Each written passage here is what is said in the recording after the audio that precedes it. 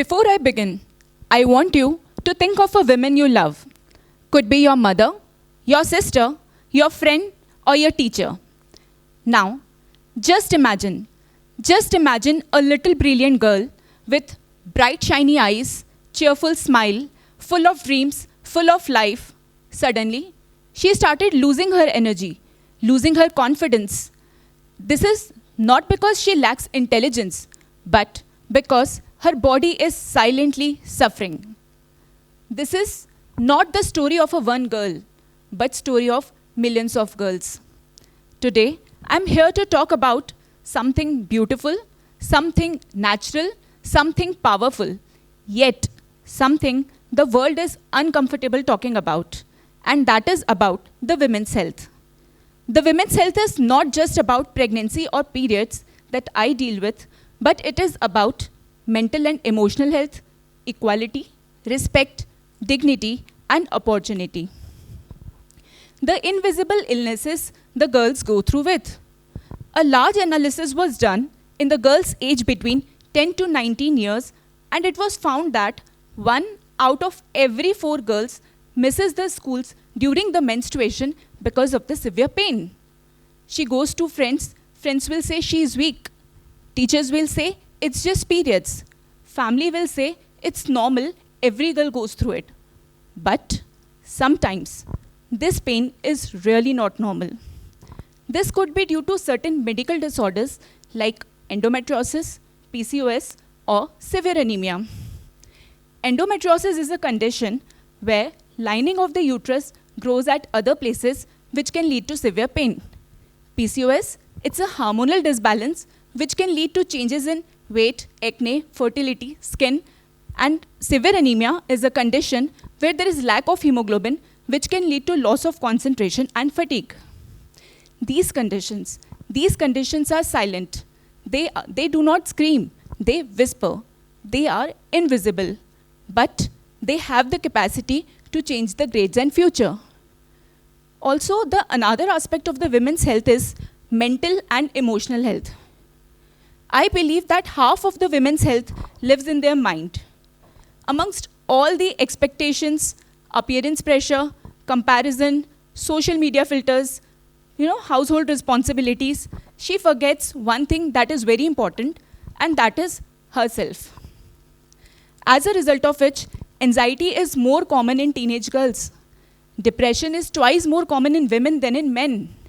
Self-esteem issues start as early as age 10. Also, the girl fears the failure and also guilt of prioritizing themselves. It is because the society always teaches the girls to be polite, be perfect, don't cry, don't complain, don't be difficult. They are not allowed to express themselves freely. These stored emotions do not disappear, but they later on lead to anxiety, depression, panic attacks, and emotional exhaustion. Also, the another challenge the girls face is the silent battle against the unrealistic beauty standards set by the society. Social media shows life with perfect girls, perfect beauty, but not the reality. Girls, please remember, your weight is not your worth, your value is not your measurement, and your beauty is not just your fairness. It is way beyond that. As we all know that human being is a social being, so health is not just a biology, but it is shaped by the environment where we live in. If a girl is told not to speak about her pain, she stays silent. If she is told periods are shameful, she hides. If eating less is appreciated, she starves. If adjustment is expected, so her mental health breaks. So she suffers not because per se she is weak, but because the silence is taught too early. As an obstetrician, I bring life into this world almost every single day, and I have noticed something very painful that really breaks my heart.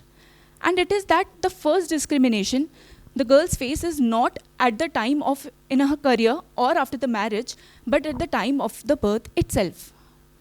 As soon as I announce the arrival of a healthy baby girl being delivered, there is a silence in the room. The happiness, the celebration vanishes.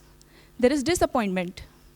This silence becomes the first wound on her mental health. Also, I see many girls, they leave their careers, their jobs after being married or having the childbirth. Why? Why the society expects only one gender to adjust, to sacrifice, or to make compromises? Marriage is a partnership. A strong man is not one who allows his wife to work, but is the one who stands with her success and failures too. So when women talk about women empowerment, it does not mean that we want to empower over men or we want to be stronger than them, but it is about empowering ourselves so that a girl can boldly say that my dreams matter, my life matters, and my voice matters too. It is about self-respect, opportunity, equality, and ability to stand tall. So to message to all the girls will be, please never ignore the persistent pain. Please do not starve on the name of beauty. Applaud yourself. Applaud yourself. Being yourself is not being selfish. Please prioritize your mental health. Dream boldly. To the boys, I would suggest that do not make fun of periods or shame of it. Talk about it. Support the women around you. Be the generation that breaks the shame. Remember, empathy is intelligence. To school authority, I would suggest that include menstrual health education, improve the mental health awareness, encourage girls to participate in sports, encourage open conversation about the emotions, also train teachers to identify the emotional distress and reduce the comparison culture. To conclude with, I would like to say that healthy women can carry the healthy generations, but empowered women can build empowered societies, and young, educated minds like you, boys and girls, can make a society where women will not just survive, but they will thrive. Let's break silence with science, shame with support, and ignorance with intelligence. Thank you.